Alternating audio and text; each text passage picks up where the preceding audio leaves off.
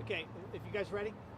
Okay, good afternoon. My name is John McCarthy. I'm the State's Attorney for Montgomery County. I'm here to report to you what just transpired in court before Judge Eric Johnson, who's a district court judge for Montgomery County, Maryland. I'm sorry, Eric Nee, who is a district court judge for Montgomery County, Maryland. The hearing was conducted largely by Zoom. I was present in the courtroom, but the defendant was represented by counsel, a member of the public defender's staff who joined by Zoom. The defendant was present in the hearing by Zoom. Early this morning, there was a motion filed by the defense waiving the right that Mr. Dixon had to have a bond review today before Judge Nee determine whether or not he should be released pending the resolution of the true criminal matters in which he is charged. The judge granted that motion today, but he did inform Mr. Dixon on the record of his rights to a preliminary hearing. The preliminary hearing in this case is set for May the 7th at 10:30 in the morning in this same courthouse. The preliminary hearing is at 10:30 for both the murder as well as the first-degree assault. And as you know from the media that's covered this matter already, those are two separate and distinct matters. The total amount of time to which the judge advised Mr. Dixon he was facing on the murder-related charges was 135 years. Relative to the assault, he was advised that he faced 45 years. The total amount of time that Judge Nee told the defendant he was facing in both of these matters was a combined 180 years in prison. The result of today's hearing is Mr. Dixon is in custody. He will remain in custody. He is held without bond on both matters and will remain in that status until these matters are resolved. The preliminary hearing date, May 7th, means that we must act. We must go to the grand jury in advance of that date, present an indictment to the grand jury, and then they would determine what charges would be brought for the two matters. These are distinct and separate matters, and the indictments will be separate for the assault and for the murder-related charges. There are multiple members of the victims' families from the murders that are present here today. We are meeting with them, gathering information from them, and we will be coordinating and keeping the families informed of the course of conduct in this case and where we'll be headed in the future. So having said that, again, I don't really have anything else. Ramon Korinoff is here. He has, for those of you who do not have copies of the charging document for the first-degree assault, we have copies of that for you. And for those of you who don't have copies of the charging document for the homicide, we have those copies for you. Those are public documents contained in the record. So, was that the extent of the motion that the public defender's office filed? She said something about two motions, and that was it. Well, no, let me tell you, we're going to give you a copy of the motion she filed, and it's very brief. It's about 3 sentences long, and it just says, Mr. Dixon, by and through his counsel, Lucy Larkins, Assistant Public Defender, waives the initial bond review in the above captioned case currently set for April 12th. It's very simple, and that was the motion. The judge had not ruled on this prior to the hearing in there, but again, Mr. Dixon's counsel said, look, we don't want a hearing, we're not requesting a hearing, we're not seeking his release, and so the judge granted the motion. I don't know if you can address this, but what would be the strategy for waiving? You know what, I think you got to ask Ms. Larkin. You've been doing this a long time. Did you anticipate this? I had not seen motions to waive a bond review in advance of the hearing. It's not uncommon that a defense attorney who just gets into a case who doesn't really know much about the case, doesn't know much about their own client, wants some time to figure that out. So asking or waiving a right to a bond hearing, it's rare, but certainly not unheard of. Then does this case shed any light on the bigger picture as far as police reform, just in a general sense? Well, again, I will tell you, as said by the chief down in Takoma Park, Mr. Dixon enjoyed no police powers in Maryland. He was not acting as a police officer in either of these incidences. He was employed in the capacity as a police officer there, but he was a private citizen in both of these matters. Have this video of him approaching the homeless woman allegedly in the lobby involving assault charges. Yeah, were you shocked by that, and do you wish that you'd gotten involved earlier? Look, can I say, I think it's improper for me to characterize my own personal reaction to it. He's been charged. He's been properly charged. And comments I have about what he did will be made in open court. Thank you very much. Thanks,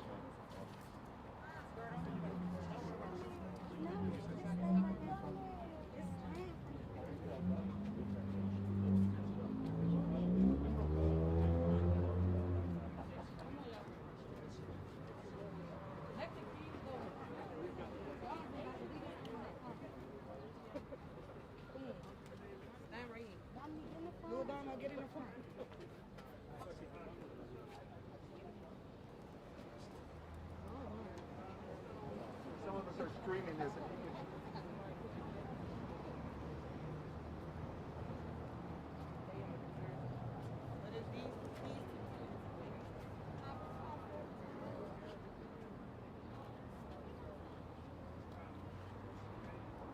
Come on, Mr.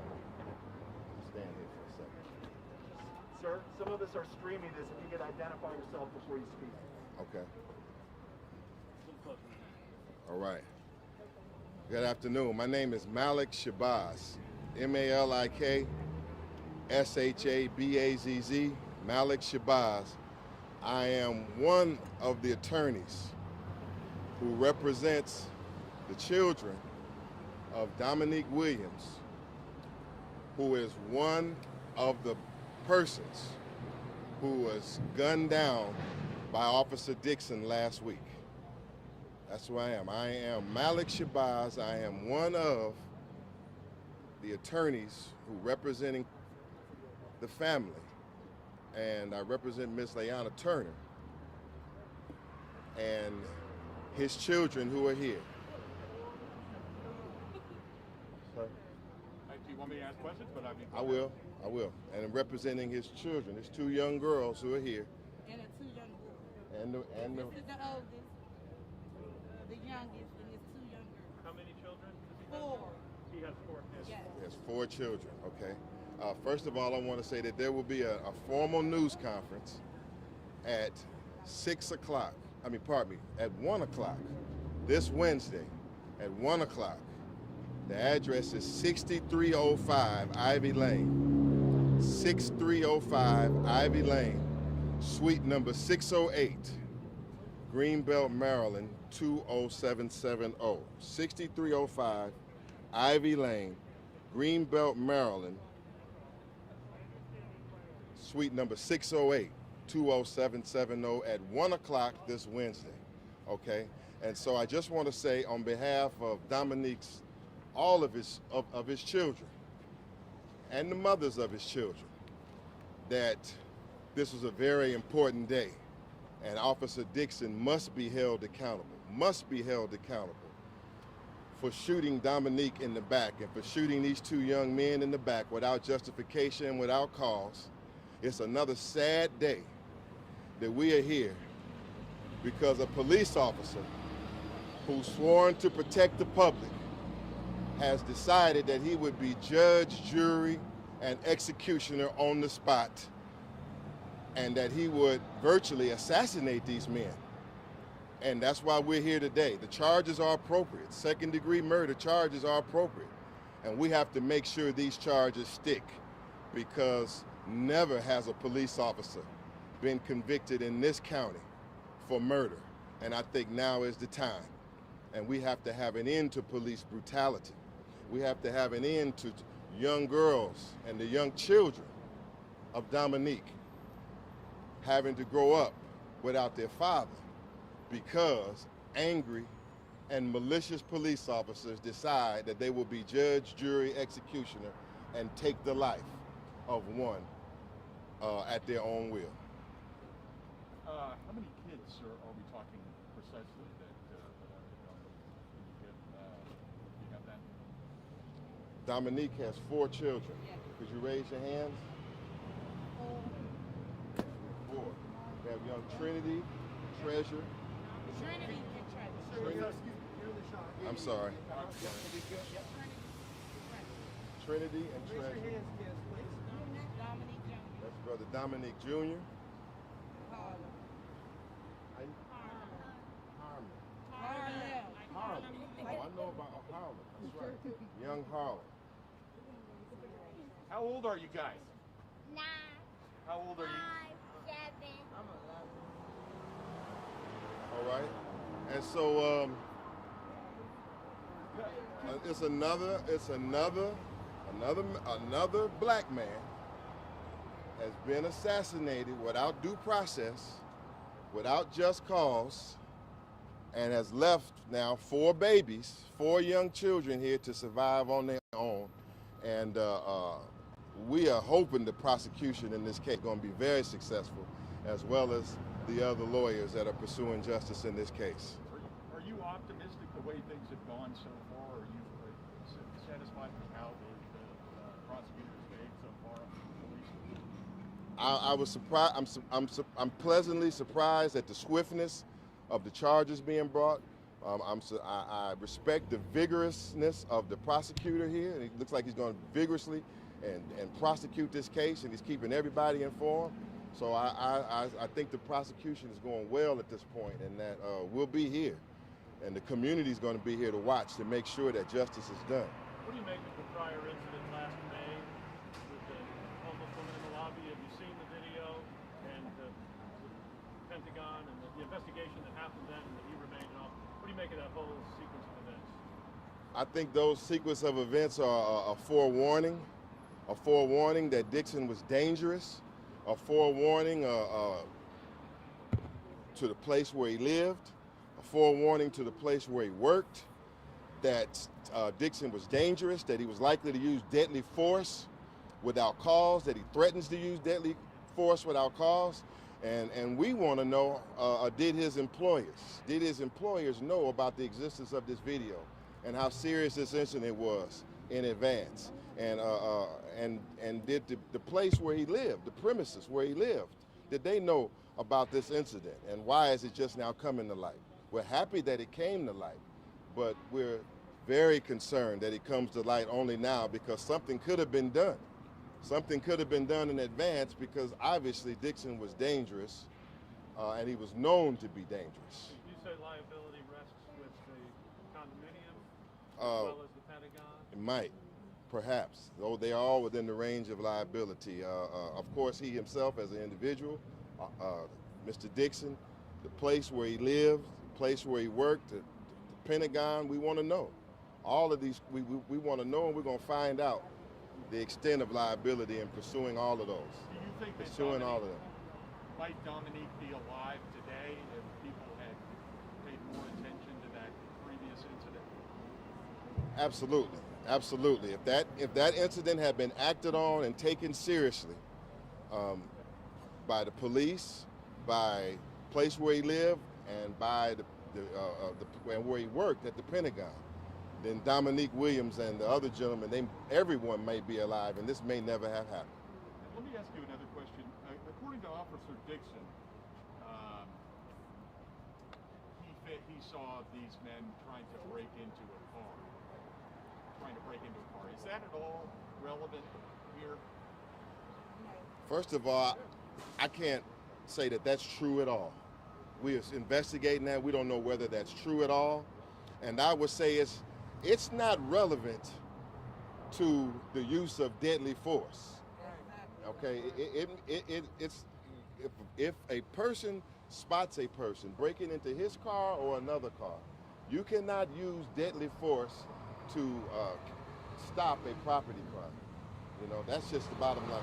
You use deadly force in response to the imminent threat of deadly force and nothing else. It's not up to Dixon to judge whether a crime had been committed, who he would commit, and what penalty he would exercise by the use of his gun to execute those that he thought were committing a crime.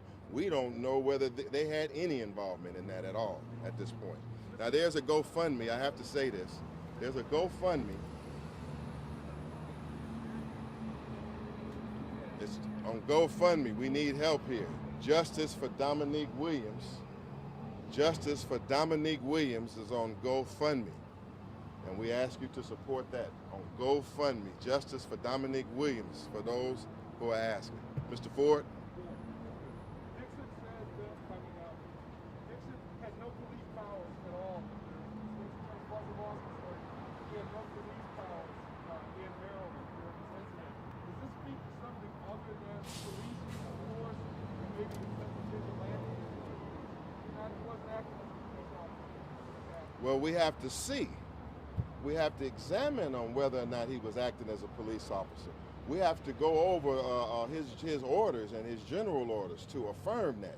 It has been alleged by the Pentagon security forces that he was off duty, and the police have said that he did not have police powers, but that is something we're investigating.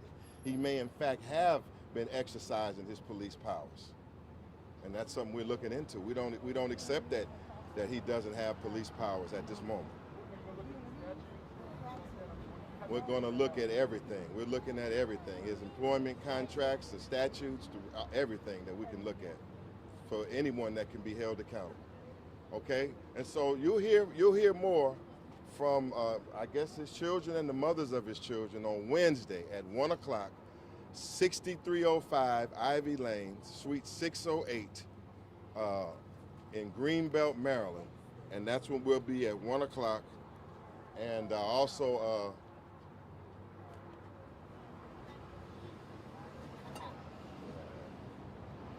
and that will be it right now, but we have to have justice against police brutality. And this is taking place all over America, and it's right here at home. We have to have justice, is that right? So are you going to file a civil case that you're going to answer? A civil case, of course, will be filed.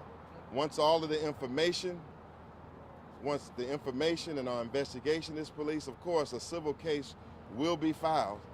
And our first demand right now is that Dixon be convicted, be tried and convicted on the second-degree murder charges, because that is the first step in justice for Dominique and those who were slain. Second-degree murder charges and nothing else. Because his children, they want their daddy, but they want justice also. Is that right? Yeah. What do you want? Justice. No justice, no peace. They want justice. All right? What type of guy Dominique was? He was a very active, loving father. Tell us briefly how you.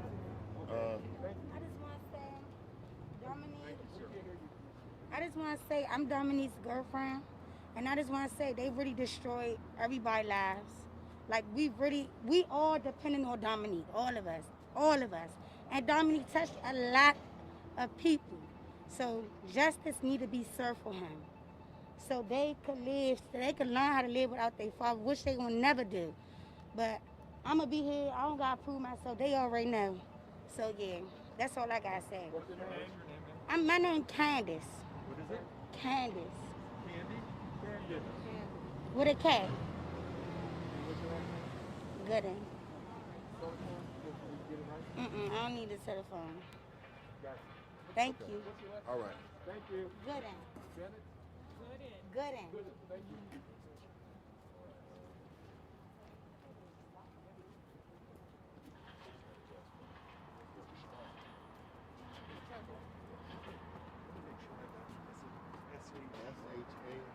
S-H-A-B-A-Z-Z. S-H-A-B is in blue, A-Z-Z. How many did you, who signed with you? I have two of the children. Who killed you?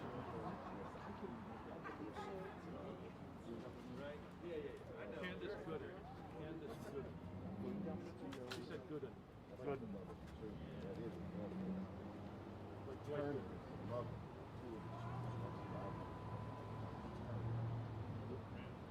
Two Z's in my name. S-H-A-B.